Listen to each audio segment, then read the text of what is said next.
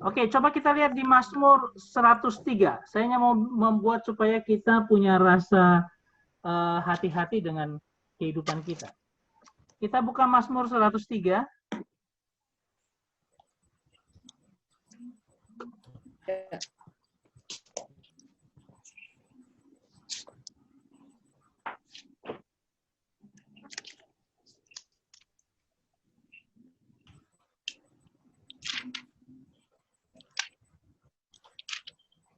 Ayat 19 sampai dengan 22.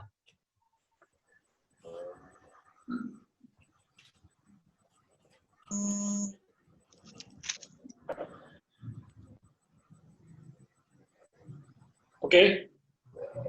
Coba Forsan tolong bacakan untuk kita. Mazmur 103 ayat 19 sampai 22. Tuhan sudah menegakkan tahtanya di surga, dan kerajaannya berkuasa atas segala sesuatu.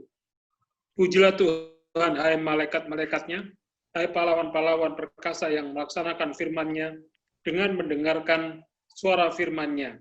Pujilah Tuhan, hai segala tentaranya, hai pejabat-pejabatnya yang melakukan kehendak-Nya.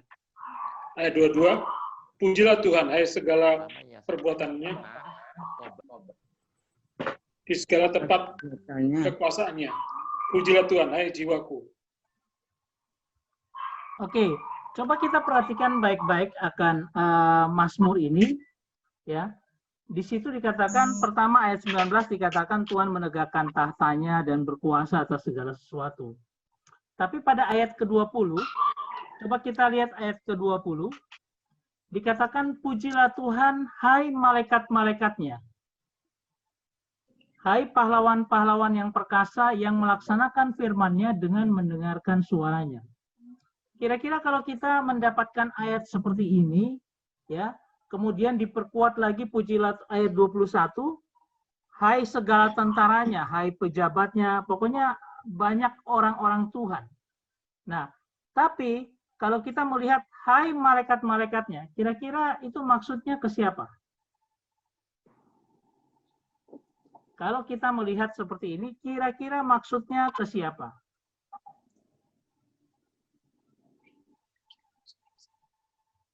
Kalau malaikat kan mereka memang pahlawan yang perkasa gitu. Tapi apakah malaikat melaksanakan firman, mendengar suara firman? Malaikat tidak perlu karena dia dalam penciptaannya yang ajaib dan luar biasa, dia sudah pasti melaksanakan firman Tuhan karena dia hanya mendengar mendengar Tuhan saja. Nah, artinya ada yang disebut dengan malaikat-malaikat, yaitu yang disebut dengan pahlawan-pahlawan yang perkasa. Ya, coba kita lihat dari bahasa aslinya seperti ini, ya. Dari bahasa asli itu kalau baca harus dari kiri ke kanan, ya. Jadi kita mulai baca dari sini, dari kiri ke kanan, ya. Jadi dari sini nanti terus baca dia ke kanan. Ini kok sakit mau pergi? Dari kanan ke kiri, sorry. Dari kanan ke kiri. Nah, kalau kita baca di sini dikatakan Baraku Adonai Malakaf. Ya. Jadi dikatakan tentang pujilah Tuhan. Ya. Nah, di situ disebut dengan Malakaf. Malakau. Malakaf itu artinya. Nah, itu artinya adalah engkau malaikat-malaikatnya. You his angels. Ya, you his angels. Artinya, ya benar diterjemahkan oleh LAI, benar, engkau malaikat-malaikatnya. Sama dengan King James dan sebagainya. Tetapi, apa arti dari malaikat-malaikatnya? Kalau kita lihat dari bahasa aslinya, nanti dia akan menunjukkan bahwa malaikat-malaikatnya itu bisa dikatakan seperti ini ya. Kita lihat, kata pujilah Tuhan, kemudian kau malaikat-malaikatnya. Nah, kau malaikat-malaikatnya ini siapa? Nanti kita lihat. Nah, di situ disebut gibor, perkasa, orang kuat, ya, yang melakukan firman-Nya dan mendengar akan suara firman-Nya. Nah, kalau kita lihat dari kata malaikatnya, ini menunjuk pada 3 hal. bisa disebut dengan messenger, artinya nabi, imam, rasul, dan kita-kita orang percaya. Ya. Nah, itu juga artinya bisa angel atau messenger of God. Ya, ini kita bisa artikan juga dengan angel bahwa itu messenger. Tapi kalau messenger of God di dalam seluruh keseluruhan daripada kalimat ini nggak cocok. Kalau malaikat-malaikatnya memang gagah perkasa, tetapi melaksanakan firman malaikat memang sudah harus melaksanakan firman. Ya, kalau kita sebenarnya manusia yang dituju pada ini. Atau juga disebut dengan Theophany Angel. Theophany Angel itu adalah Kristus yang berkarya di Perjanjian Lama, yang disebut dengan Malak Jehovah, malaikat Tuhan. Jadi kalau kita lihat di dalam Alkitab kita bahasa Indonesia, tertulis Tuhan dengan huruf besar semua, ada tulis malaikat Tuhan. Itu artinya apa? Ini artinya ini. Itu artinya Kristus yang sedang berkarya di Perjanjian Lama. Nah, mau ngomong ini, saya mau katakan ini bahwa yang disebut Tuhan dengan pujilah Tuhan, kau malaikat-malaikatnya, itu sebenarnya bicara pengungkapan persamaan kita dengan malaikat dalam pengertian kita menjadi bagian ya dari ungkapan Allah tentang malaikat-malaikatnya. Jadi kita ini menjadi malaikat-malaikat Tuhan, bisa dipersepsikan gitu. Artinya ada satu kumpulan orang-orang yang Tuhan inginkan, itu terdiri dari kita juga malaikat-malaikatnya. Untuk apa? Melakukan sebuah tugas yang luar biasa. Jadi Tuhan sedang ingin mempersamakan kita atau menjadikan kita satu korps dengan malaikat-malaikatnya. Ya. Nah, dalam hal apa? Itu adalah apa saja yang harus kita lakukan bersama dengan malaikat adalah seperti misalnya Kejadian pasal 28 ayat 12. Malaikat di situ si Yakub ketika dia melihat di Betel ada malaikat yang turun dan naik yang memberikan berkat. Artinya memberikan pemberian-pemberian. Nah, kalau di Yohanes 3 ayat 27 kan dikatakan tidak ada sebuah pemberian kalau bukan dari surga yang mengizinkannya. Jadi berkat-berkat yang kita dapatkan itu adalah bagian dari surga, malaikat-malaikat yang mengantar untuk kita dalam kehidupan kita. Nah, ini jadi persamaannya adalah bahwa kita juga demikian harus menjadi berkat bagi orang lain. Nah, demikian juga malaikat itu memuji Tuhan. Ada kumpulan malaikat yang memuji Tuhan ketika Yesus lahir. Ya. Nah, itu juga demikian, bahwa kita disuruh juga Tuhan untuk bersama-sama dengan malaikat menyanyi, memuji Tuhan setiap waktu.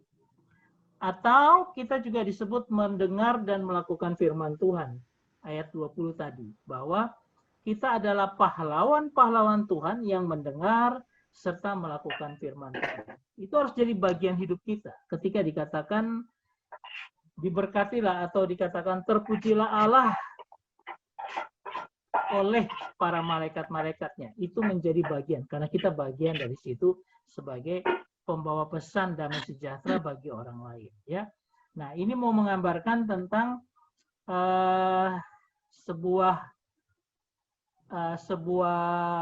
korps, ya, yang disebut dengan His angels, malaikat-malaikat Tuhan, yang berarti kita tergabung juga sebagai pembawa pesan-pesan Tuhan dalam kehidupan kita di dunia ini, ya. Lalu menyampaikan pesan Tuhan, messenger, itu seperti dalam Lukas 1 ayat 9 ketika Gabriel menyampaikan pesan kabar baik itu kepada Maria, ya. Nah, inilah yang saya katakan seharusnya kita dibangun untuk menjadi seorang pahlawan Tuhan. Atau di Efesus yang di bawah, itu dalam bahasa Inggris dikatakan, akhirnya kuatlah di dalam Tuhan, di dalam kekuatan kuasanya. Kemudian pakailah seluruh perlengkapan senjata Allah, supaya kamu dapat berdiri di dalam waktu-waktu yang jahat, ya, skema yang jahat. Nah, supaya kita jadi spiritual warrior, jadi pahlawannya Tuhan. Atau yang kemarin kita bahas itu menyatakan tentang Salam dari Epafras kepada kamu, ia juga seorang dari antara kamu, hamba Kristus Yesus yang selalu bergumul dalam doanya untuk kamu, supaya kamu berdiri teguh, kita dewasa, dan berkeyakinan penuh dengan segala hal yang dikehendaki Allah. Ya. Artinya, kita sebenarnya sedang diberikan kekuatan oleh Tuhan untuk menghadapi hal-hal lain yang mungkin akan lebih parah terjadi dalam kehidupan kita. Siap persiapan kita untuk ke sana gitu loh. Ya. Kalau kemarin kan kita lihat bagaimana seharusnya kita itu dibangun di dalam batu penjuru. Makanya saya mengambil tema tentang pertama Petrus pasal 2. Ini pembacaan kita di SBU kira-kira kemarin ya, hari apa kemarin? Hari Senin kemarin. Menjadi batu yang hidup bagi pembangunan rumah rohani. Pertama Petrus 2 ayat 1 sampai dengan 10. Ya. Coba perhatikan baik-baik dan kita akan bahas satu persatu.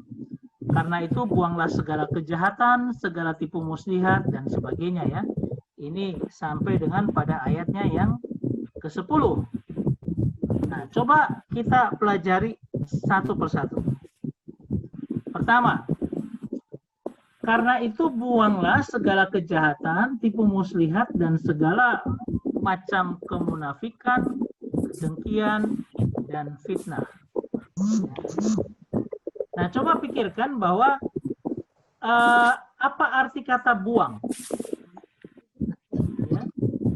Dan yang dibuang itu adalah dosa-dosa seperti ini. Kenapa harus dosa-dosa seperti ini?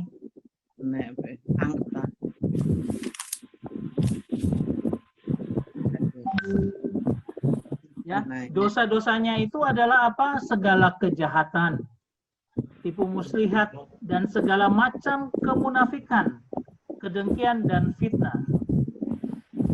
Ada beberapa orang teolog yang menyatakan bahwa mengapa dosa-dosa itu? Kita coba cari alasan kenapa sih dosa-dosa itu yang akhirnya harus dibuang. Nah, kata dibuang itu dari apotitemi, yang artinya gini. Buang itu adalah ketika kata apo itu artinya saya melepaskan. Saya lepas, bukan hanya lepas, tetapi saya lalu buang ke bawah. Jadi benar-benar sesuatu yang dilepaskan daripada kita dan dibuang ke bawah. Ya. Nah, itu apa? Itulah kejahatan, tipu muslihat, segala macam kemunafikan, kedengkian, dan fitnah. Nah, ini adalah dosa-dosa yang mana? Kok ada ini? Kok dosa-dosa yang lain, kemabukan, percabulan, dan sebagainya, kok nggak masuk? Nah, ternyata bahwa dosa-dosa ini kalau dikelompokkan, itu sebenarnya dosa-dosa yang merusak persekutuan. Antara persekutuan kita dengan Allah atau persekutuan kita dengan sesama manusia. Nah, coba kita lihat di pertama Petrus pasal 1-nya. Pertama Petrus pasal 1. Coba lihat, pertama Petrus pasal 1 bicara tentang apa? Harapan iman dan kasih. Harapan iman dan kasih. Nah, kan dia bicara tentang kekudusan dan kasih persaudaraan. Oh ya. Iya kan? Ya. Nah, pengharapan iman dan kasih, kemudian sebelum ayat pasal 2 disebut dengan kekudusan dan kasih persaudaraan. Sehingga ini adalah dosa-dosa yang merusak akan persekutuan. Kalau dengan Allah kita bicara tentang kekudusan, karena apa? Tipu muslihat, segala macam kemunafikan, kedengkian, dan fitnah, itu juga bertentangan dengan kekudusan Allah, segala kejahatan. Dan kemudian untuk masalah dengan manusia, kasih persaudaraan itu akan hancur karena apa?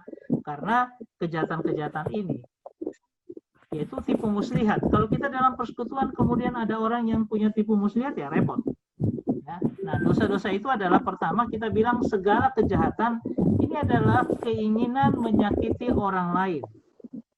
Bahkan di dalam persekutuan pun ada orang-orang yang seperti ini. Mereka punya keinginan untuk memfitnah dan sebagainya, tapi ini dasarnya keinginan untuk melakukan atau menyakiti akan orang lain. Yang kedua adalah tipu muslihat atau tipu daya atau dusta. Ya, kadang kita bermain politik-politikan dalam gereja, tipu muslihat. Nah, ini yang merusak akan persekutuan. Atau ada juga dengan kemunafikan atau kepura-puraan, sandiwara. Ya, nah ini terjadi di kalangan kita. Ada mengumpek atau menjilat. Ada orang-orang yang sudah dikip sedemikian sehingga tidak bisa menyatakan kebenaran. Ya.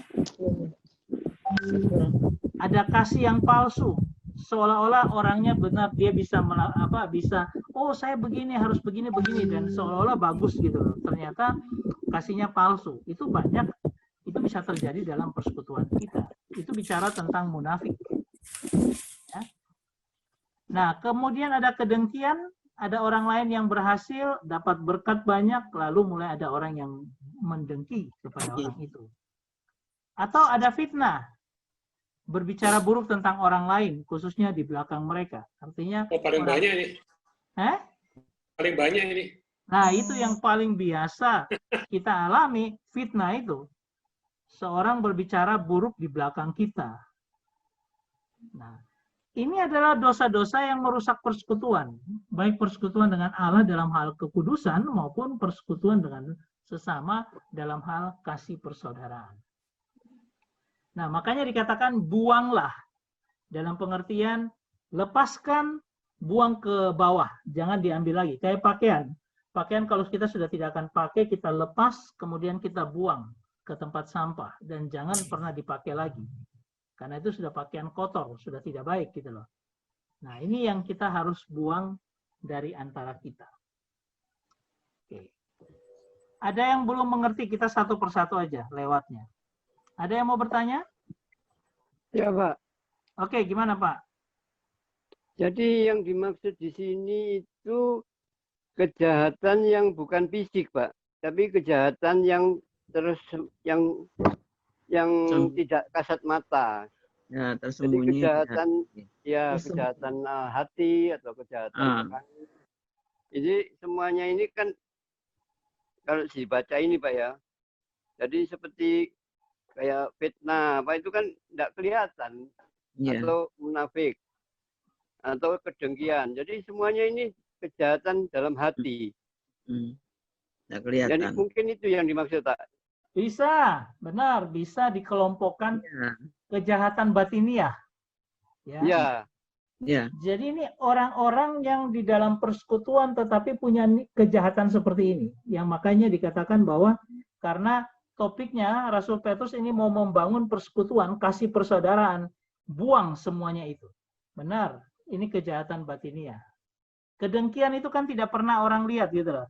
Ada orang yang berhasil dalam segala hal. Pelayanannya bagus, berhasil, dan akhirnya apa? Ada orang yang dengki, lalu membuat tipu muslihat, lalu membuat trik-trik sedemikian supaya dia disalahkan. Nah, ini bisa terjadi dalam kehidupan kita.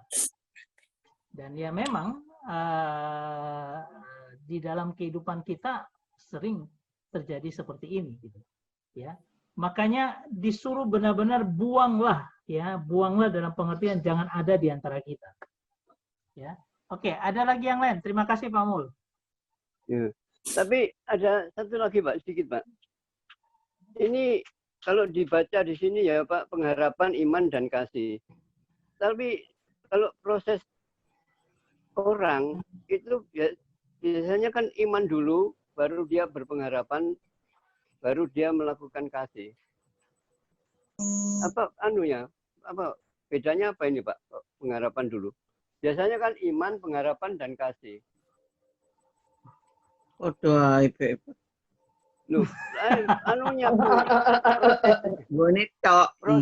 prosesnya Bu, bukan gonet. Sekarang kan jadi masalah kan antara siapa duluan kan? Pengharapan dulu atau iman dulu? Prosesnya orang itu kan dia beriman. Orang beriman kan dia lalu berpengharapan kan, Pak. Bisa juga dikatakan begini kan? Dia punya pengharapan, tapi dalam pengharapan itu dia membangun terus imannya. Iman ini harus Oh, itu bertumbuh. toh. Nah, Betul. gitu. Nah, Betul. kalau kita melihat dari iman, pengharapan, dan kasih ini sebenarnya ada pengharapan surgawi di depan. Lalu kan nanti kalau kita baca di dalam kan ada yang Tuhan bilang, aku yang bangun iman, ya sampai iman itu kepada kesempurnaan. Atau dibilang kamu tidak melihat apa-apa saat ini, karena apa? Kamu menaruh pengharapan di sana, tetapi kamu tetap beriman, ya di tengah Ya. pergumulan dan pencobaan. Hmm. Nah, jadi ini mau menggambarkan orang-orang yang sudah dalam Tuhan, dia harusnya punya pengharapan ke depan. Nah, pengharapan itu seperti jangkar yang jauh, yang sauh yang dibuang ke dasar laut. Dasar laut. Di atas ini kita bermain dengan iman yang ditumbuhkan. Terus-menerus ditumbuhkan sampai selesai semua kita dapat surga, dan di situ tinggal kasih untuk terus sampai kekal selama-lamanya. Makanya di Iya, iya, dalam Pak. pertama Korintus 13 kan dikatakan tinggal ketiga hal ini.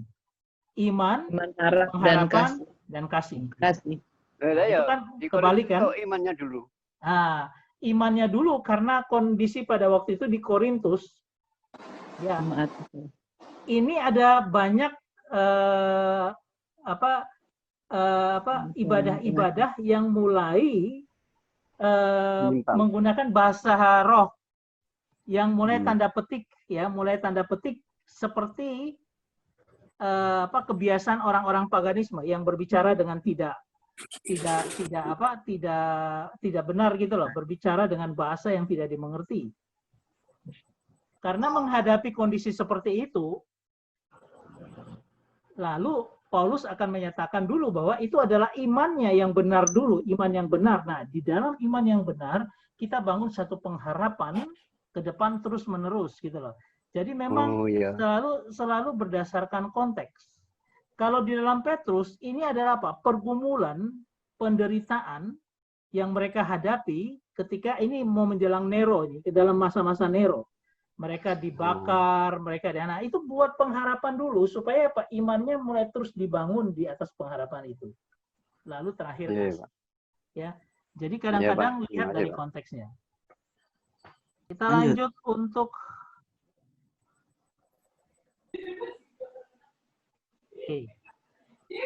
ya. Oke, kita coba lihat ayatnya yang kedua. Coba lihat ayat yang kedua. Ya. Nah, di situ dikatakan dari tadi yang apa nih? 1 Petrus 2. 1 Petrus 2 ayat 2. Oh ya. Sekarang lihat ayat 2. Tadi kan buanglah segala kejahatan. Ya, kejahatan batiniah. Pak Mul bilang begitu. Nah, sekarang dikatakan begini. Setelah buang kejahatan itu, kemudian jadilah sama seperti bayi yang baru lahir, yang selalu ingin akan air susu yang murni dan yang rohani, supaya olehnya kamu bertumbuh dan beroleh keselamatan. Ya. Coba kita lihat bahwa saya tunjukkan anak atau bayi yang lahir, yang baru lahir biasanya minum susu. Ya, dan ini yang kita bisa dapati. Nah, ini adalah kata-kata dari bahasa Yunaninya. Ya. Jadi dikatakan bahwa sama seperti bayi yang baru lahir, lalu dikatakan to logikon adolon gala epipotesate, ya. Nah, ini mau menyatakan logikon, kata logikon itu sebenarnya logikos, yang logika, yang masuk akal, yang seharusnya. Jadi bayi yang baru lahir itu seharusnya apa? Dia seharusnya adalah adolos. Dia dapat gala yang adolos. Artinya dia dapat susu yang murni, yang genuine, tidak ada campuran. Nah, ini mau bicara tentang jasmani yang dikonotasikan secara rohani. Jadi kalau misalnya engkau bayi yang baru lahir ya, maka secara reasonable, secara harusnya engkau pasti pengen susu yang murni. Karena engkau lahir dari Tuhan, maka susu yang murni itu adalah makanan rohani yang dari Tuhan, yang murni dari Tuhan. Supaya apa? Supaya, nah, kata epipoteo itu artinya supaya apa? Kita merindukan dan menjadi dambaan. Jadi supaya ketika kita jadi bayi rohani itu pasti akan minum susu yang murni yang kita selalu dambakan, yang kita selalu rindukan secara intensif. Mau ngomong begini, kalau orang benar-benar lahir baru, maka dia akan secara otomatis pasti menginginkan, merindukan sebuah susu rohani, makanan rohani yang membangun dirinya. Jadi otomatis seharusnya kalau orang rohani akan pengen makanan rohani.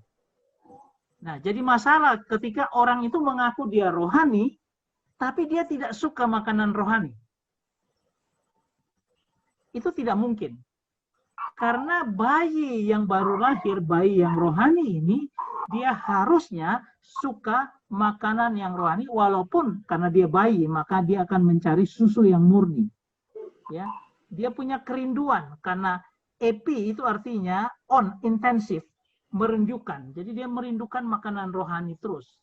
Nah, lalu supaya untuk apa dia dapat itu? Untuk apa dia mendapatkan makanan rohani? Nah, ini dia. Supaya dikatakan ya, euxetete eis soterian.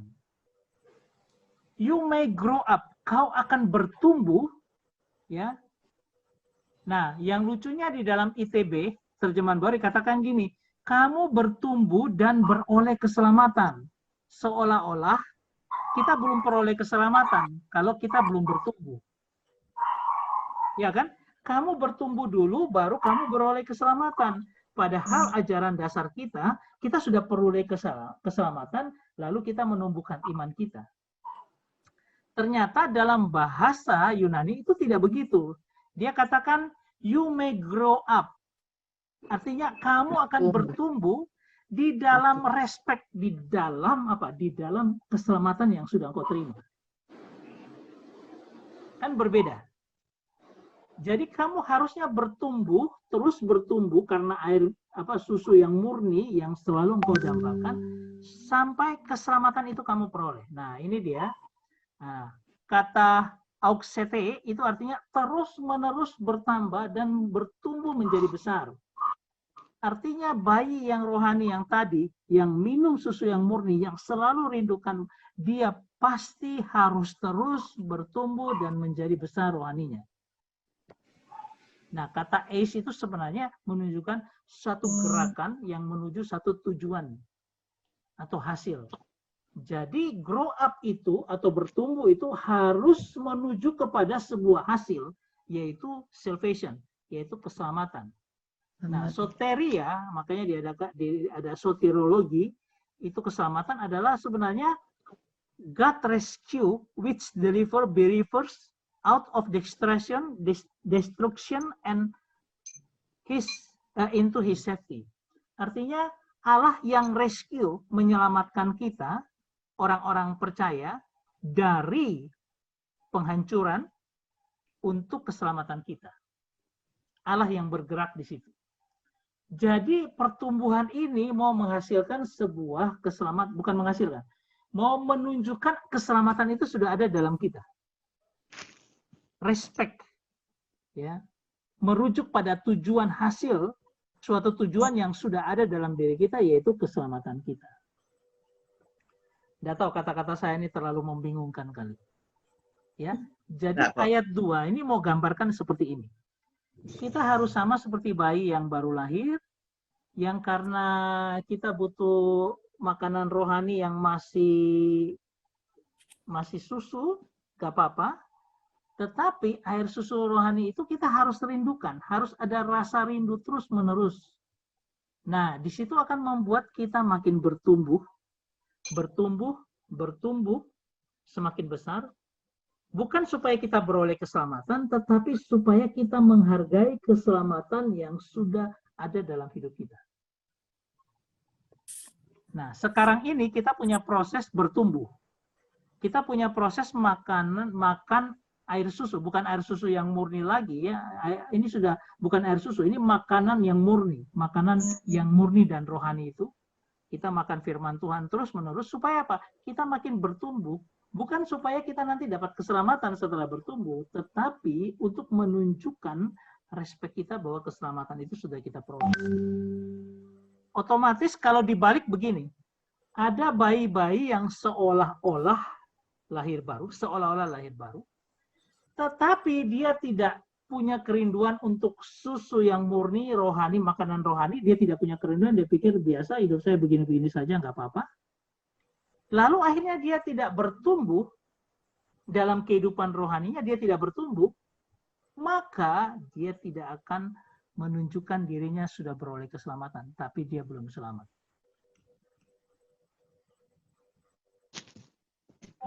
Ini contohnya adalah orang-orang yang namanya mualaf. Ya, kenapa begitu? Karena apa? Mereka sebenarnya bukan bayi yang sudah lahir baru. Tidak ada kerinduan untuk belajar firman Tuhan dengan sungguh-sungguh, dambaannya selalu firman Tuhan, nggak ada. Lalu seolah kelihatan mereka sudah bertumbuh, oh jadi pendeta. Kok mualaf?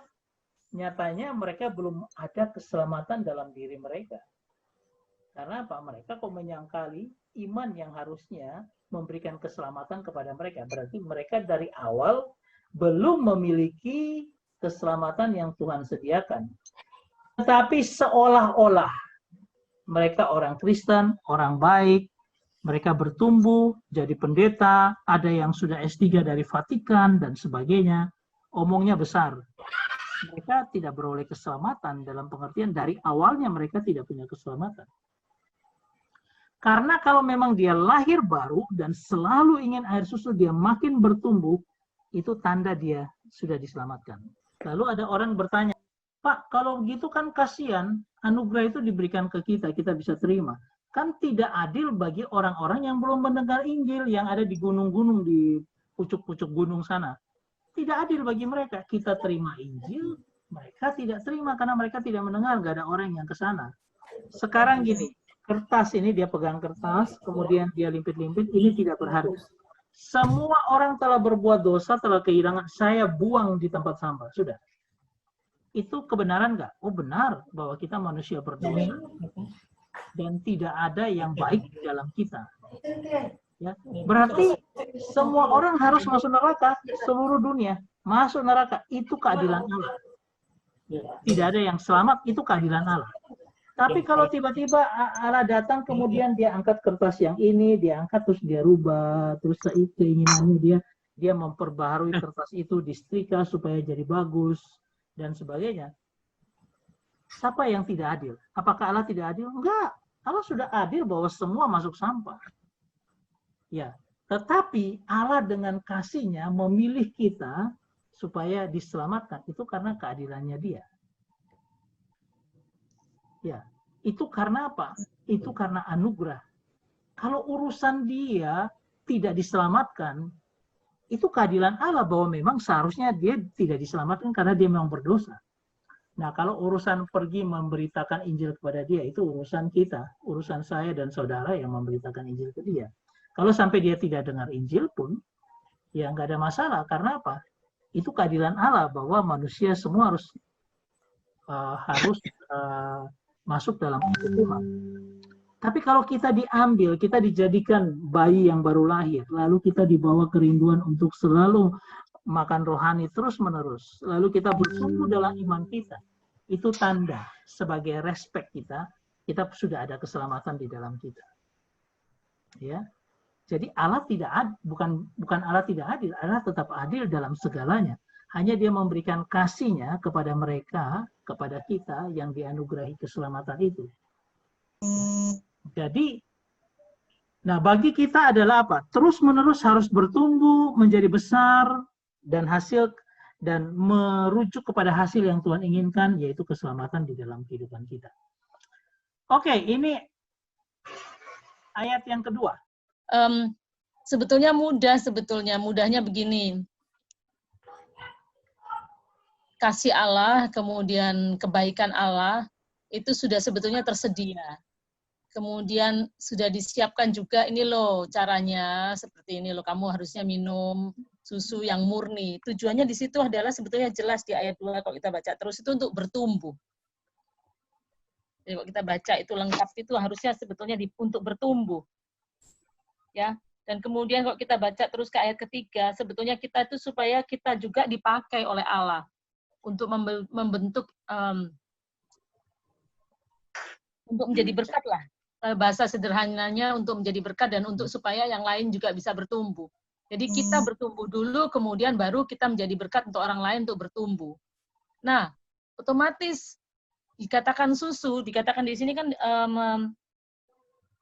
bayi yang baru lahir, yang selalu ingin loh ya. Kembali kalau saya bandingkannya dengan Mazmur pasal 1, ya ayat 1-3, itu merenungkan firman Tuhan siang dan malam. Nggak boleh mele, siang, dikatakan siang dan malam, bukan siang atau malam, nggak boleh. Tetapi siang dan malam, berarti merenungkannya terus-menerus. Nah, itu orang-orang yang dikatakan yang seperti ini, yang selalu ingin akan air susu yang murni dan yang rohani, supaya olehnya kamu bertumbuh dan beroleh keselamatan. Keselamatan di sini tentunya, Christian tadi udah jelaskan, ini sebetulnya berhubungan dengan mahkota. Jadi bukan keselamatan yang semua yang percaya Yesus itu bukan. Tetapi memang semakin kita belajar Alkitab, semakin kita tahu bahwa di dalam kekristenan sebagai orang yang percaya pada Yesus itu dituntut kedewasaan. Tidak bisa, harus bertumbuh. Nah, yang namanya bertumbuh, kalau kita tahu mulai dari biji, kemudian dia pecah, kemudian dia muncul daunnya, batangnya, dan seterusnya seperti itu. Dan kemudian dia berbuah. Nah, Mazmur 1 juga demikian, dikatakan berbuah, terus dan tidak pernah mengalami kekeringan, tetapi daunnya terus hijau. Nah, itu sebetulnya diharapkan sebagai orang-orang yang sudah diselamatkan itu demikian. Jadi sangat-sangat sederhana dan bersyukur kalau kita punya kerinduan. Itu aja. Oke, bisa dimengerti ya? Ya. Oke ya, kita lanjut. Ayat 3. Kita step by step aja lihat. Oke, ini ayat 2, ayat 3 sekarang. Masih ayat 2. Saya mau lebih kita menekankan kepada bagaimana dengan kita harus bagaimana dalam hal bertumbuh. Nah, dalam Kolose, ya, Kolose pasal 2 ayat 7 dikatakan begini. Ini bagaimana cara kita bagaimana kita dengan pertumbuhan ya.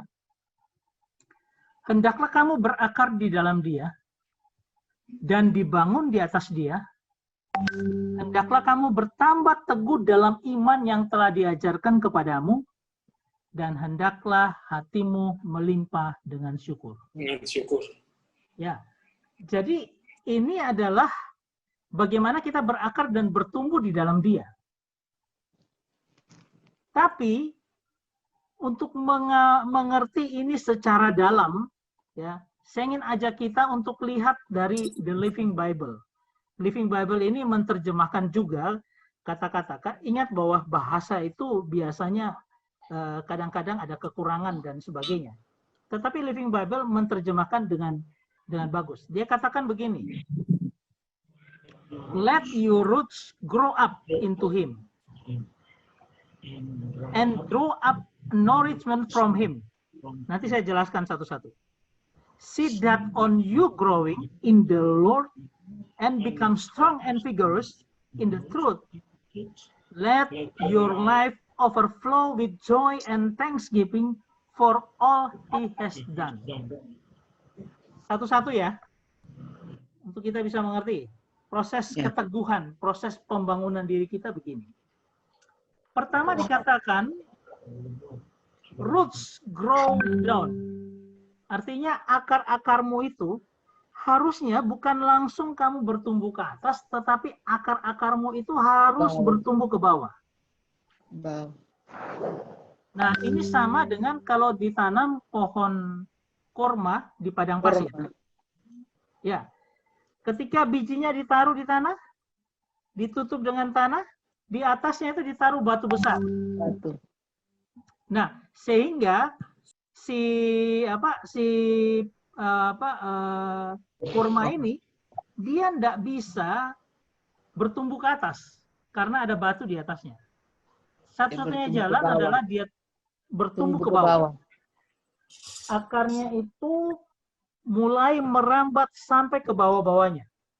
Lalu akarnya itu mencari makanan, itu biasa di padang gurun itu biasanya di bawah itu ada aliran-aliran air. Di situ ada nutrisi dan sebagainya. Dia punya akar cari ke situ.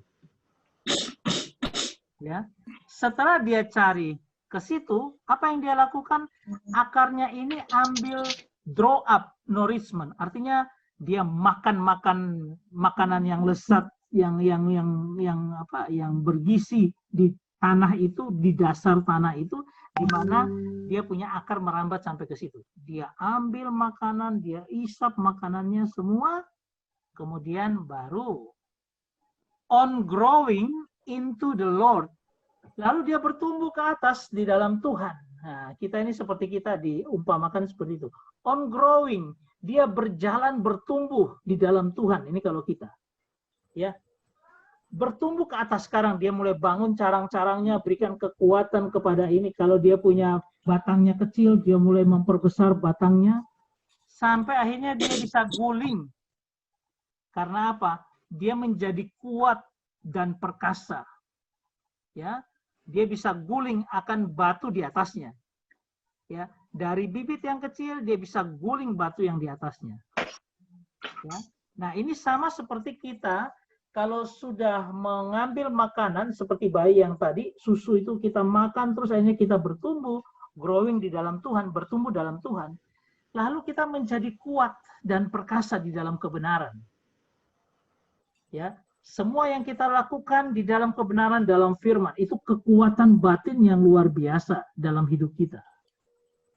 Nah, ketika sudah seperti itu, bagian yang kelima, kita overflow with joy. Artinya apa? Melimpah dengan puji-pujian, dengan syukur. Melimpah dengan sukacita. Karena orang yang kuat seperti itu yang bisa joy dan thanksgiving. Orang yang bisa bersukacita dalam segala keadaan dan juga bersyukur kepada Tuhan. Dan itu dikatakan overflow. Overflow itu artinya melimpah, ya. Seperti air di dalam ember, kita tuangin air terus akhirnya dia melimpah keluar. Ya. Nah, orang yang bisa bertumbuh kuat dengan Tuhan, ya, dalam kebenaran firman Tuhan yang dia nikmati terus-menerus, dia akan apa? Overflow, akan melimpah dengan puji-pujian dan pengucapan syukur. Dan yang terakhir adalah atas apa? Atas segala yang dia buat. Artinya apa? Tuhan buat apapun juga, engkau akan melimpah dengan joy dan thanksgiving, dengan sukacita dan pengucapan syukur. Anda tahu ketika kita belajar kemarin di dalam persekutuan doa tentang Daniel, Daniel ini orang yang sudah betul-betul bertumbuh dalam Tuhan. Dia menjadi kuat dan perkasa. Karena apa? Ketika dia menghadapi singa yang mau menerkam dia tetap punya joy and thanksgiving. Dia mengadahkan tangannya ke Tuhan dan berkata, Tuhan, ke dalam tangan. Apa yang Tuhan buat selalu ada ucapan syukur. Nah, ini yang luar biasa. Saya katakan bahwa kalau kita masih bertumbuh dan kita masih dancing in the rain, yang saya katakan kita menari di dalam badai, ya, ini ada satu step lagi ketika kita terbang di atas badai. Ketika kita di atas badai, itu kita bisa melihat semua dengan syukur, dengan pujian, dengan ungkapan luar biasa dalam kehidupan kita kepada Tuhan. Ya.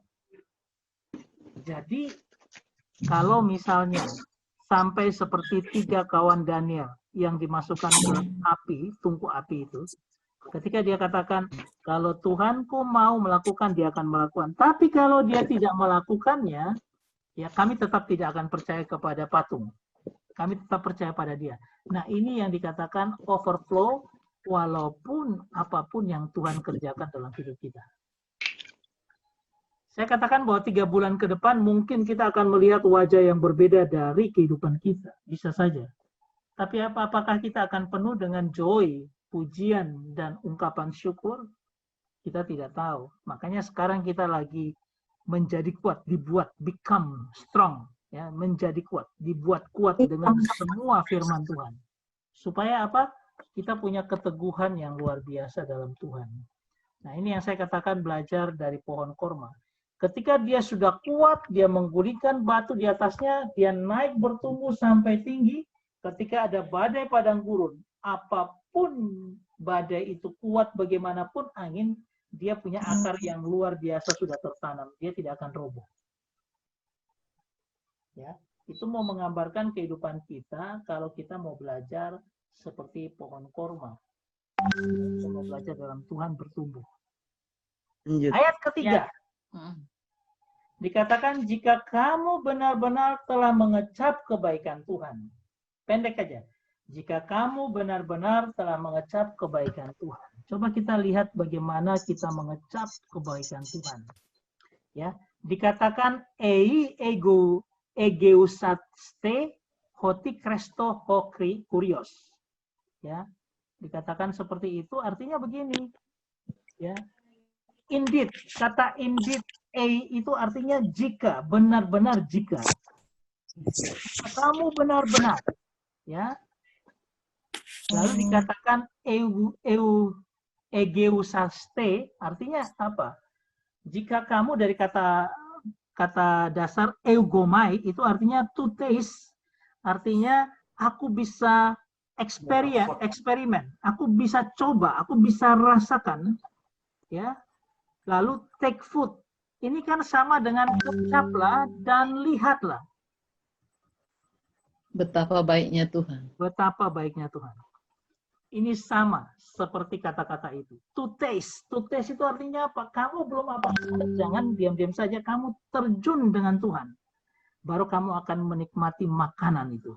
Kamu akan merasakan kebaikan Tuhan. Kamu akan makan. Jadi bukan hanya sekedar kecap, tetapi makan firman itu. Ya, jika kamu benar-benar ya taste, makan dan taste, merasakan dan makan firman dari siapa?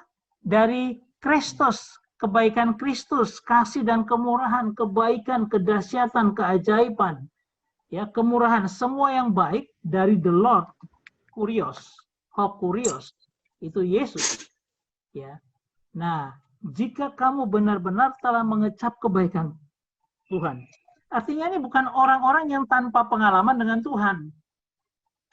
Bukan orang-orang yang gampangan dalam pengertian saya kenal Yesus biasa-biasa ya, tapi kita sudah masuk di dalam Kristus dan kita bisa melihat bagaimana baiknya Tuhan. Ya. Lalu dia katakan pada ayat 4, katakan gini, dan datanglah kepadanya batu yang hidup, yang memang dibuang oleh manusia, tetapi yang dipilih dan dihormati di hadirat Allah. Kata datanglah itu artinya sekarang juga datang dekat Tuhan, ya, to draw near to God in order, di dalam, ya, di dalam perintahnya supaya kita mencari akan karunia dan kemurahannya, datang dekat padanya. Artinya gini, kalau kita sudah menerima berkat Tuhan, kebaikan Tuhan dalam hidup kita, dia suruh datang. Datang dan dekat dengan dia. Ya. Karena apa? Dia batu yang hidup itu yang akan memberikan kita kehidupan. Makanya di ayat 5 dan katakan, biarlah kamu juga dipergunakan sebagai batu hidup untuk pembangunan suatu rumah rohani bagi imamat kudus untuk mempersembahkan persembahan rohani yang karena Kristus berkenan kepada Allah. Artinya bahwa ketika kita datang, kita mengecap kebaikan Tuhan, kita makan di dalam Tuhan kebaikan dan kemurahan, kita disuruh datanglah sekarang kepada Dia, ya, kepada batu yang hidup. Supaya apa? Supaya dia mau pakai kita sebagai batu hidup bagi orang lain, bagi pembangunan rohani. Jadi kita tidak berhenti dengan tidak melayani. Kita harusnya terus melayani untuk membangun satu rumah rohani. Puji Tuhan, seperti saya ini, saya membangun sebuah rumah rohani. Supaya apa? Supaya teman-teman kita dapat berkat. Kemarin di sektor 1 kita punya persekutuan yang sangat bagus, sangat indah. Kita selalu membangun. Di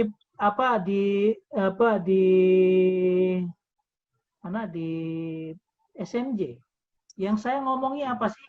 Saya ngomongnya hanya satu. Bangun rumah rohani, di mana apa? Jemaat itu diberi makan rohani. Nah, sekarang saya bersyukur sudah ada Daniel yang sekarang punya tugas untuk memberi makan rohani juga bagi orang lain. Kirimkan itu apa? Morning call. Cuma night call. Call. Saya sudah berhenti. Karena Daniel sudah kirim, jadi saya berhenti. Saya cari order yang lain. Biar Daniel yang terusan itu, saya cari order yang lain. Bisa buka sendiri. Juga selalu memberikan renungan di presbiter dan sebagainya. Ini sebenarnya ini pola hidup kita sebenarnya. Dekat dengan Tuhan, datang dekat dengan Tuhan kepada batu hidup itu supaya apa? Dia pakai hidup kita untuk menjadi apa? Kehidupan bagi rumah rohani di sekitar kita. Kalau kita baca yang kemarin yang perumpamaan tentang air zaman, kan ada household. Ini pengurus rumah yang memberi makan kepada pelayan-pelayan yang lain. Itu sebenarnya yang harus kita lakukan di dalam akhir-akhir zaman seperti ini. Seharusnya ada kesaksian yang muncul dan kesaksian kita itu memberkati orang lain. Nanti kalau di dalam ayat 9, ayat 8 dan 9 kan dikatakan untuk memberitakan perbuatan dia yang besar ya kepada kita. Hanya sebenarnya dipanggil keluar untuk memberitakan pekerjaan Tuhan yang besar dalam diri kita. Artinya kamu harus bersaksi. Hanya memang di GPIB ini kita kurang familiar dengan bersaksi. Makanya kemarin ketika kita buka untuk kangen-kangenan, ketemuan kangen di sektor 1, itu saya suruh semua orang bersaksi. Akhirnya semua keluar kesaksian. 3 bulan lebih tidak ketemu, ini keluar kesaksiannya. Bahwa aku dulu begini, aku ada ini, minta tolong didoakan. Semua keluar. Ya, sebenarnya untuk apa? Supaya ada pembangunan rohani. Ya. Curhat Ibu. Iya, bagi. Nah, kalau kita yang keluarga, sebenarnya bapak keluarga itu harus menjadi batu yang hidup bagi keluarganya. Ya, dia harus menjadi pembangunan sebagai promotor membangun suatu rumah rohani. Makanya kita harus kita ajar dekat dengan Tuhan, datang kepada Tuhan. Itu bagian kita. Nah, ayat 6 dikatakan seperti ini. Sebab ada tertulis dalam kitab suci, sesungguhnya aku meletakkan di Sion sebuah batu yang terpilih. Ya. Sebuah batu penjuru yang mahal. Batu yang terpilih ini adalah karena Kristus yang sudah dipilih Allah untuk menjadi jalan keselamatan kita. Sebuah batu penjuru yang mahal. Mahal karena apa? Pengorbanannya dia itu mahal harganya. Darahnya dia yang mahal harganya. Dan siapa yang percaya kepada Kristus tidak akan dipermalukan. Nah, ini yang tadi kata Kak Vinsa menarik sekali ketika Kak Vinsa ngomong bahwa ini kita untuk mahkota loh ya, bukan untuk yang biasa. Kenapa begitu? Karena apa? Ketika kita ikuti dari ayat 1 sampai 3 dikatakan siapa yang percaya bukan orang-orang yang akan dipermalukan, tetapi tidak akan dipermalukan. Artinya apa? Dia dapat mahkota. Ingat bahwa nanti yang masuk ke surga pun ada orang-orang yang akan malu karena hidupnya dia yang tidak luar biasa sehingga dia tidak mendapat mahkota. Tetapi ini diperuntukkan bagi orang-orang yang akan dapat mahkota. Tidak akan dipermalukan. Wih, kita masuk dengan sebuah ucapan syukur yang luar biasa. Ya. Jadi ini kita kalau belajar terus dengan firman, kita akan tahu ini klasifikasi mana, ini klasifikasi mana. Sudah otomatis kita akan punya feeling. Oh, ini adalah orang-orang yang benar-benar kalau dia bertumbuh dalam Tuhan, dekat dengan Tuhan, ya, dan akhirnya dia kuat di dalam Tuhan. Orang-orang ini adalah orang-orang yang tidak akan dipermalukan, karena dia akan punya mahkota. Nah, ayat ke-7, karena itu bagi kamu yang bertanya, ia mahal. Yang percaya, ia mahal. Tapi bagi mereka yang tidak percaya, batu yang telah dibuang oleh tukang-tukang bangunan telah menjadi batu penjuru, juga telah menjadi batu sentuhan dan batu sandungan. And a stone of stumbling, ya, proskomantos, ya. Kalau diterjemahkan di sini sebagai batu sandungan. Coba kita lihat detailnya proskoma itu seperti apa. Nah, proskoma ini kalau kita klik di sini, ya kita copy, terus kita lihat terjemahannya. Sebenarnya apa? Proskoma. Nah, di sini. Batu sandungan. Jadi sebuah kesempatan tapi jatuh. Jadi kalau Tuhan bilang begini, aku menjadi batu penjuru, tapi bagi engkau yang tidak percaya, engkau punya kesempatan untuk jatuh. Jadi seolah-olah batu itu seolah-olah kamu tidak percaya, kamu injak di situ, kamu bukannya hidup atau bertumbuh dalam Tuhan, tetapi kamu akan jatuh. Seperti misalnya cermin. Cermin itu kan menunjukkan bahwa kita ini tidak benar. Dia cermin gitu. Jadi seperti hukum Taurat. Hukum Taurat itu diberikan supaya apa? Kita tahu kita berdosa dan tidak bisa selamat. Nah, dia jadi batu sandungan seperti itu.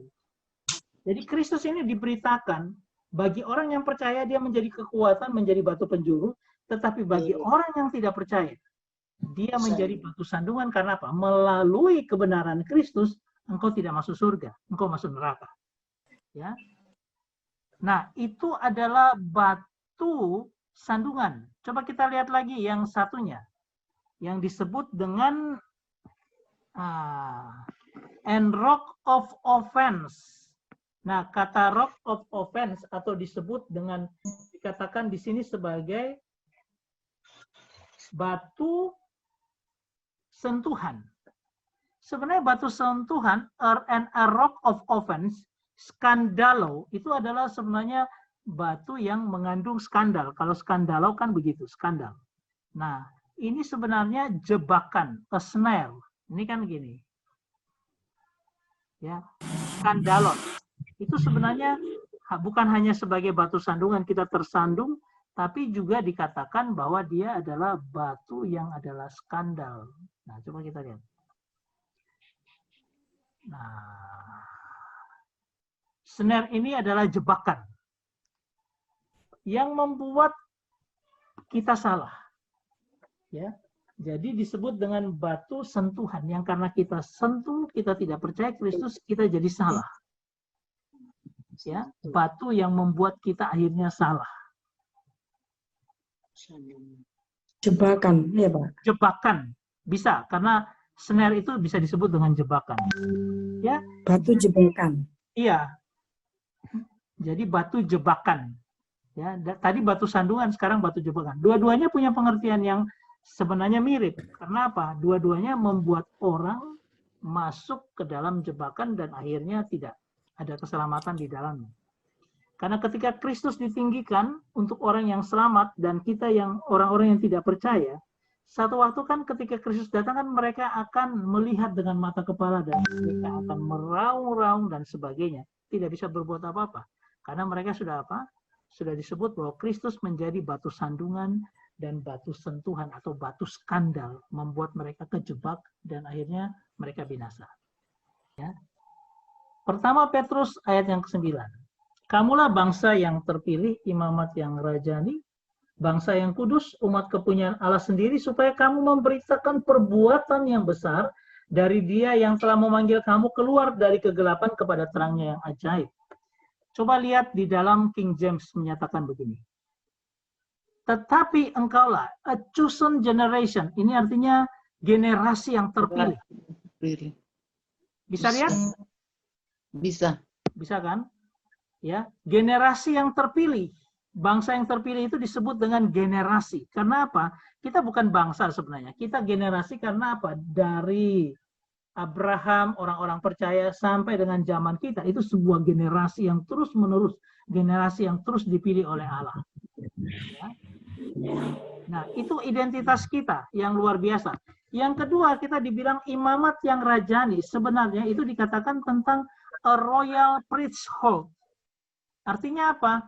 Imam-imam kerajaan Allah. Imam-imamnya kerajaan Allah. Pernah dengar firman Tuhan ketika Tuhan bilang engkau akan bersama-sama memerintah bersama-sama dengan Kristus di atas tahtanya, ya. Itu artinya apa? Kita ini adalah imam-imamnya kerajaan Allah. Yaitu orang yang apa?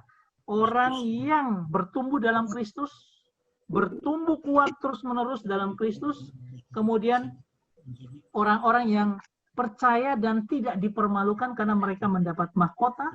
Nah, mahkota itulah tanda bahwa dia adalah royal priesthood. Artinya apa? Dia adalah imam-imam kerajaannya Tuhan. Ini identitas kita ya, saya katakan. Nah, ini yang dikatakan tentang holy nation. Ini adalah bangsa yang kudus. Ya, bangsa artinya apa? Ya sama seperti generasi bahwa kita ini adalah bangsa-bangsa pilihan Tuhan, bangsa yang dikuduskan oleh Tuhan. Ya. Kemudian dikatakan peculiar people. Artinya apa? Artinya umat-umat pilihan Tuhan. Lalu dikatakan umat-umat pilihan Tuhan yang ya, di situ dikatakan apa umat-umat kepunyaan Allah sendiri supaya kamu memberitakan perbuatan dari Dia ya yang besar yang telah memanggil, who had called you, yang telah memanggil engkau keluar daripada darkness, daripada kegelapan kepada marvelous light, artinya terang yang ajaib. Ya. Ini kan dikatakan bahasa Indonesianya seperti ini. Ya, sebenarnya kita diberikan sebuah predikat yang luar biasa. Bangsa terpilih, imamat kerajaan Allah, bangsa yang kudus, umat kepunyaan Allah sendiri. Allah ini jadi Allah kita. Dia memiliki kita. Tapi untuk apa? Untuk memberitakan perbuatan-perbuatan yang besar dari Dia.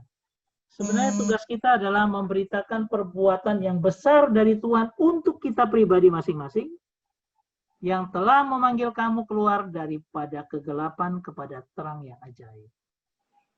Eklesia di sini. Karena apa? Eklesia itu adalah ekkaleo, artinya ek itu adalah keluar, kaleo itu dipanggil. Jadi kita ini adalah orang-orang gereja itu adalah orang-orang yang dipanggil keluar oleh Tuhan dari gelap kepada terang yang ajaib. Ini artinya tujuannya untuk apa? Sebenarnya tujuannya adalah untuk memberitakan perbuatan yang besar dari Dia.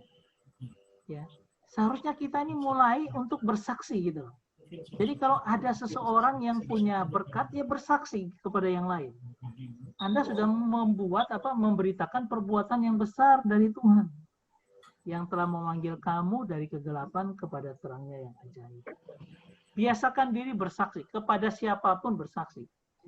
Menjadi pergumulan hari-hari kita ke depan. Nah, apa yang Tuhan sekarang taruh dalam hidup kita untuk kita lakukan ke depan? Itu maksud saya. Yaitu apa? Seperti Daud melakukan kehendak Allah pada zamannya. Ya. Kemudian lalu ia mati dan dibaringkan di samping nenek moyangnya dan ia memang diserahkan kepada kebinasaan. Artinya dia diserahkan pada dunia orang mati. Nah, di situ dikatakan Daud melakukan kehendak Allah pada zamannya. Sebenarnya King James menerjemahkan begini. For David, after he had served his own generation by the will of God. Artinya apa? Dia setelah melayani generasinya sesuai dengan kehendak Tuhan. Nah, kita ini pun juga begitu. Harusnya jangan cepat-cepat pulang ke surga sebelum kita melayani generasi kita. Generasi kita apa? Ya generasi kita, sahabat kita, teman kita, saudara kita. Ya, kalau seorang oma ya kepada cucunya, generasi selanjutnya, dia juga melayani sesuai dengan kehendak Tuhan apa? Menceritakan segala perbuatan Tuhan yang besar, membawa orang dalam keselamatan dalam Kristus. Ya. Nah, itulah legasi. Apa? Warisan, sorry. Ya, warisan kita. Ya, kepada keluarga, teman, orang lain, musuh kita, orang yang tidak terkenal. Orang yang tidak kita kenal. Ya. Sebenarnya kita kalau mau hidup dalam Tuhan harusnya radikal. Radikal yang benar. Artinya kita harus benar-benar sungguh-sungguh dalam Tuhan, benar-benar all out ya kepada Tuhan. Harusnya radikalnya seperti itu. Jangan hidup kita jadi hidup yang biasa-biasa saja. Karena apa? Proses ekalio, mengeluarkan kita dari gelap kepada terang itu membutuhkan anugerah Tuhan yang besar. Sehingga kita tidak boleh menjadi orang Kristen yang biasa-biasa saja, tetapi harus benar-benar luar biasa. Nah, pertanyaan bagi kita, apakah tugas itu sudah kita kerjakan? Ya. Jadi, ini tantangan bagi kita, supaya mengerjakan tugas yang Tuhan kita sudah berikan. Ya, ini penjelasan tadi aja. Saudara, dalam Malaikat dikatakan bahwa bibir seorang imam, sebab bibir seorang imam memelihara pengetahuan, dan orang yang mencari pengajaran dari mulutnya, sebab dialah utusan Tuhan semesta. Ya, semesta alam. Dalam Malaikat dikatakan priest lips, ya, artinya apa? Bibir imam. Ini kita kan imam-imam kerajaan, kita ini imam-imam kerajaan surga. Harusnya should keep knowledge, yaitu apa? Menjaga pengetahuan kita. Dan apa? Harus seek the law at his mouth. Ada hukum-hukum Tuhan yang keluar dari mulutnya.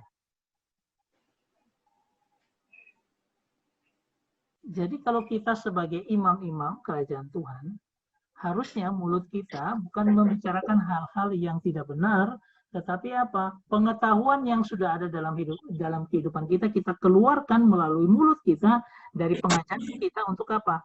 Menjadi berkat bagi orang lain. Ini adalah tugas seorang imam, berkata-kata untuk menjadi berkat bagi orang lain. Sehingga imam itu adalah apa? Dia memelihara akan pengetahuan. Kata da'at itu memelihara pengetahuan itu artinya apa? Dia harus dekat dengan Tuhan. Ya, pengetahuan yang dia dapat dari yada, dari apa? Dekat dengan Tuhan, ginosko. Ya.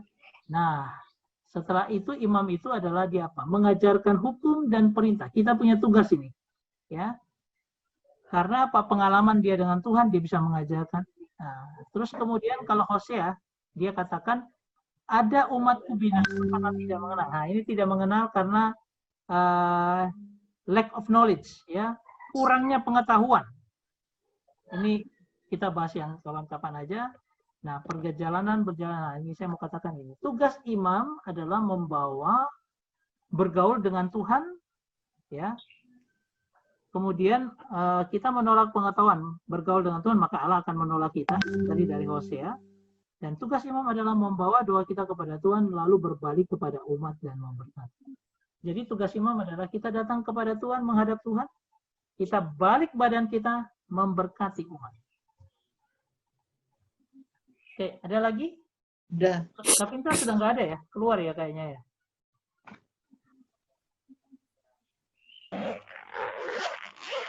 Sudah Pak Kres, hari Sudah, Selasa lagi. Ya. Pinsa nggak ada, sudah keluar tadi. Oke, ada lagi pertanyaan? Kalau sudah waktunya oma-oma istirahat ini? Iya. Oke. Cuma oma-oma yang istirahat semua. Semua juga mau istirahat. masih tetap apa nih? Masih tetap melean. Oma-oma ini kelihatan sudah capek ini. Ya, Oma-oma. Yang mana dulu? Aku.